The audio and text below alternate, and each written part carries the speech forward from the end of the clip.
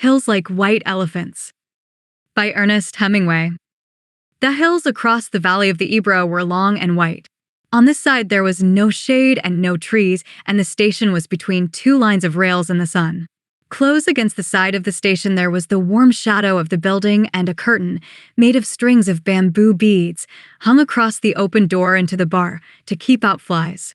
The American and the girl with him sat at a table in the shade, outside the building. It was very hot, and the express from Barcelona would come in 40 minutes. It stopped at this junction for 2 minutes and went on to Madrid. "What should we drink?" the girl asked. She had taken off her hat and put it on the table. "It's pretty hot," the man said. "Let's drink beer." "Dos cervezas," the man said into the curtain. "Big ones?" a woman asked from the doorway. "Yes, 2 big ones." The woman brought 2 glasses of beer and 2 felt pads. She put the felt pads and the beer glasses on the table and looked at the man and the girl. The girl was looking off at the line of hills. They were white in the sun, and the country was brown and dry. "They look like white elephants," she said. "I've never seen one." The man drank his beer. "No, you wouldn't have." "I might have," the man said. "Just because you say I wouldn't have doesn't prove anything." The girl looked at the bead curtain. "They've painted something on it," she said. "What does it say?" "Anís del Toro." "It's a drink. Could we try it?" The man called, "Listen," through the curtain. The woman came out from the bar. "For reals. We want 2 Anís del Toro. With water." "Do you want it with water?" "I don't know," the girl said. "Is it good with water?" "It's all right." "You want them with water?" asked the woman. "Yes, with water." It tastes like licorice," the girl said and put the glass down. "That's the way with everything." "Yes," said the girl. "Everything tastes of licorice. Especially all the things you've waited so long for, like absinthe." "Oh, cut it out." "You started it," the girl said. "I was being amused. I was having a fine time." "Well, let's try and have a fine time." "All right." "I was trying. I said the mountains looked like white elephants.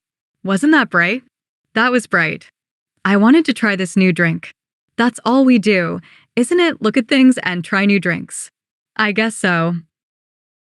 The girl looked across at the hills. "They're lovely hills," she said.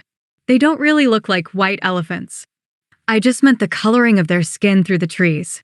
Should we have another drink?" "All right." The warm wind blew the bead curtain against the table. "The beer's nice and cool," the man said. "It's lovely," the girl said. "It's really an awfully simple operation, Jig," the man said. "It's not really an operation at all." The girl looked at the ground the table legs rested on. "I know you wouldn't mind it, Jig. It's really not anything. It's just to let the air in." The girl did not say anything. "I'll go with you and I'll stay with you all the time. They just let the air in and then it's all perfectly natural. Then what will we do afterward?" "We'll be fine afterward. Just like we were before." "What makes you think so?" "That's the only thing that bothers us. It's the only thing that's made us unhappy." The girl looked at the bead curtain, put her hand out and took hold of 2 of the strings of beads. "And you think then we'll be all right and be happy?" "I know we will. You don't have to be afraid. I've known lots of people that have done it." "So have I," said the girl. And afterward they were all so happy. "Well," the man said, "if you don't want to, you don't have to. I wouldn't have you do it if you didn't want to. But I know it's perfectly simple. And you really want to? I think it's the best thing to do. But I don't want you to do it if you don't really want to. And if I do it, you'll be happy and things will be like they were and you'll love me." "I love you now. You know I love you." "I know. But if I do it, then it will be nice again if I say things are like white elephants and you'll like it." "I'll love it. I love it now, but I just can't think about it. You know how I get when I worry. If I do it, you won't ever worry?" "I won't worry about that because it's perfectly simple." "Then I'll do it." "Because I don't care about me." "What do you mean?" "I don't care about me." "Well, I care about you." "Oh, yes. But I don't care about me. And I'll do it and then everything will be fine." "I don't want you to do it if you feel that way." The girl stood up and walked to the end of the station. Across, on the other side, were fields of grain and trees along the banks of the Ebro. Far away, beyond the river, were mountains. The shadow of a cloud moved across the field of grain, and she saw the river through the trees. "And we could have all this," she said. "And we could have everything, and every day we make it more impossible." "What did you say?" "I said we could have everything. We can have everything." "No, we can't." "We can have the whole world." "No, we can't." "We can go everywhere." "No, we can't." "It isn't ours anymore." "It's ours." "No, it isn't." "And once they take it away, you never get it back." "But they haven't taken it away." "We'll wait and see." "Come on back in the shade," he said. "You mustn't feel that way." "I don't feel any way," the girl said. "I just know things." "I don't want you to do anything that you don't want to do, nor that isn't good for me," she said. "I know. Could we have another beer?" "All right. But you've got to realize," "I realize," the girl said. "Can't we maybe stop talking?" They sat down at the table, and the girl looked across at the hills on the dry side of the valley, and the man looked at her and at the table. "You've got to realize," he said, "that I don't want you to do it if you don't want to. I'm perfectly willing to go through with it if it means anything to you. Doesn't it mean anything to you? We could get along." "Of course it does. But I don't want anybody but you. I don't want anyone else. And I know it's perfectly simple." "Yes, you know it's perfectly simple. It's all right for you to say that, but I do know it. Would you do something for me now?" "I'd do anything for you."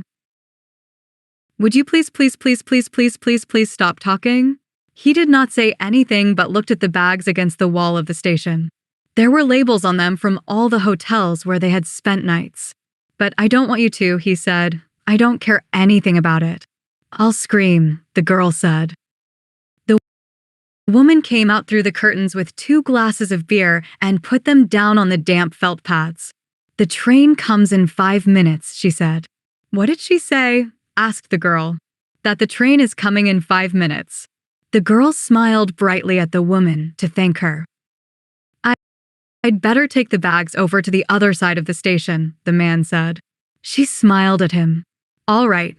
Then come back and we'll finish the beer." He picked up the 2 heavy bags and carried them around the station to the other tracks. He looked up the tracks but could not see the train.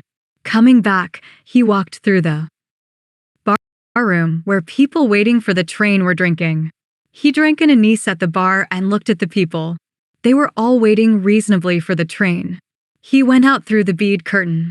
She was sitting at the table and smiled at him. "Do you feel better?" he asked. "I feel fine," she said. "There's nothing wrong with me. I feel fine." Like, share, and subscribe. Join our community of readers and writers. globalred.org